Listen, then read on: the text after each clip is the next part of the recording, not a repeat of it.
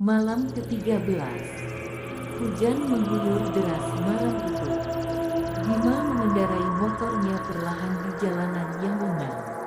Angin malam menusuk kulit, membuatnya merapatkan jaket. Ia baru saja pulang lembur, tubuh lelah, kepala pening.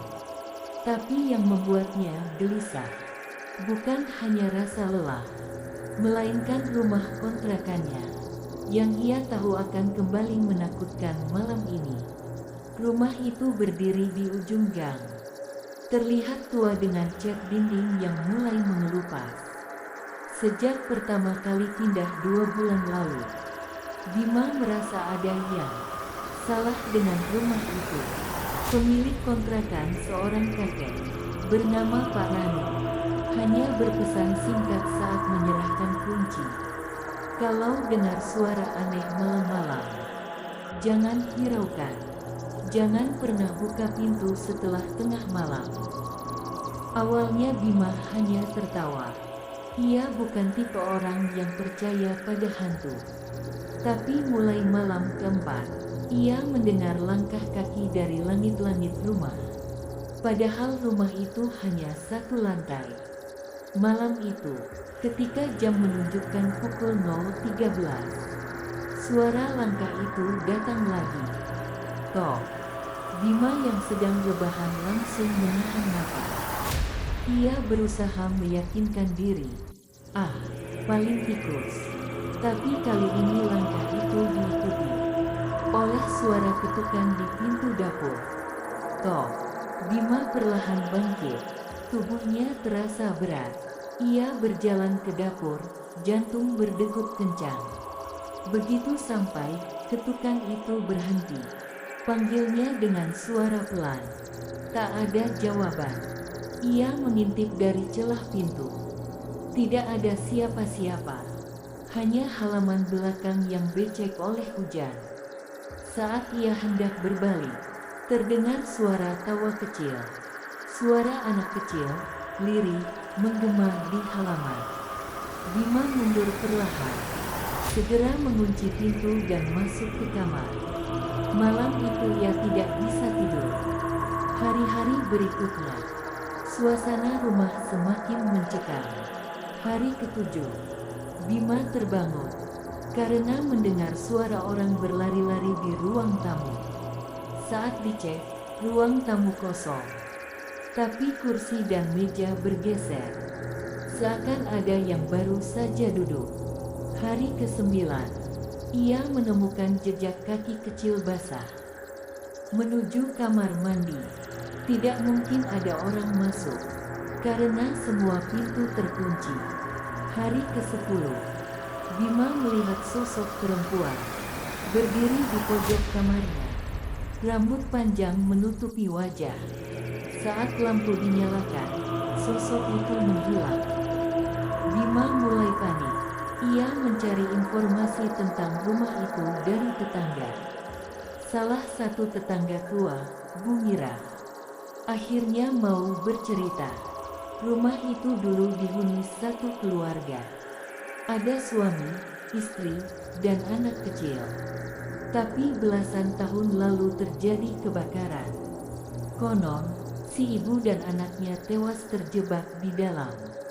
Hanya suaminya yang selamat, tapi ia hilang seminggu kemudian. Tidak ada yang tahu kemana. Bima merinding mendengarnya. Apakah itu artinya suara tawa anak kecil? Dan sosok perempuan yang ia lihat adalah arwah mereka. Malam semakin tak tertahankan. Bima merasa selalu biawasi. Televisi sering menyala sendiri. Kaca jendela berembun menuliskan kata-kata aneh seperti keluar atau ikut kami. Akhirnya ia mencari bantuan ke seorang paranormal yang direkomendasikan Bu Mira. Paranormal itu bernama Ki Surya. Ki Surya datang siang hari. Begitu memasuki rumah, ia langsung terlihat gelisah. Energinya berat sekali. Ada 2 arwah di sini, perempuan dan anak kecil. Mereka tidak tenang, mereka marah. Ki Surya melakukan ritual pembersihan, menaburkan garam dan membaca doa. Tapi mendadak, semua lampu di rumah mati. Angin dingin berhembus, pintu kamar terbanting keras. Ki Surya pucat. Ini bukan arwah biasa. Ada sesuatu yang lebih gelap mengikat mereka di sini. Saya tidak bisa usir malam ini. Kamu harus hati-hati. Terutama malam ke-13. Itu puncaknya. Bima semakin ketakutan. Malam ke-13 tinggal 2 hari lagi. Bima menyiapkan kamera ponsel untuk merekam, berharap bisa menangkap bukti. Tepat pukul 23.59, ia duduk di ruang tamu. Suhu ruangan mendadak dingin. Napasnya keluar seperti asap. Pukul 0.13, pintu dapur terbuka perlahan dengan bunyi berderit. Dari kegelapan, muncul seorang perempuan berambut panjang. Wajah pucat, gaun lusuh penuh noda. Di belakangnya, seorang anak kecil memegang boneka yang terbakar sebagian. Mereka berjalan mendekat. Bima berdiri kaku. Aku tidak mengganggu. Aku hanya tinggal di sini. Perempuan itu tersenyum tipis. Kamu sudah tinggal di sini 13 malam. Sekarang, gantian kamu yang terbakar. Mendadak, seluruh rumah berubah. Bima melihat dirinya seperti berada di rumah yang terbakar.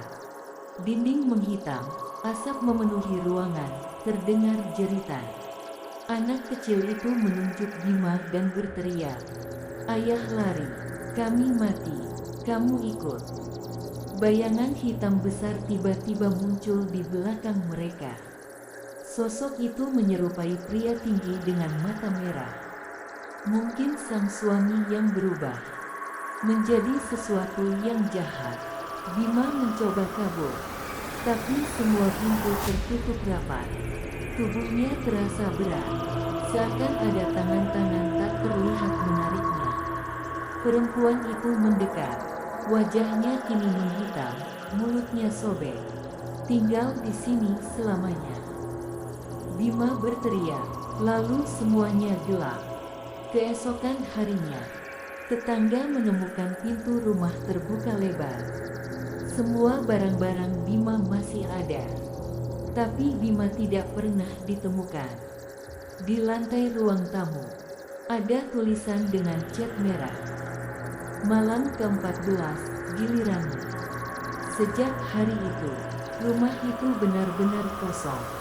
Tapi setiap tanggal 13 malam, tetangga masih mendengar suara ketukan pintu dan tawa anak kecil dari dalam rumah.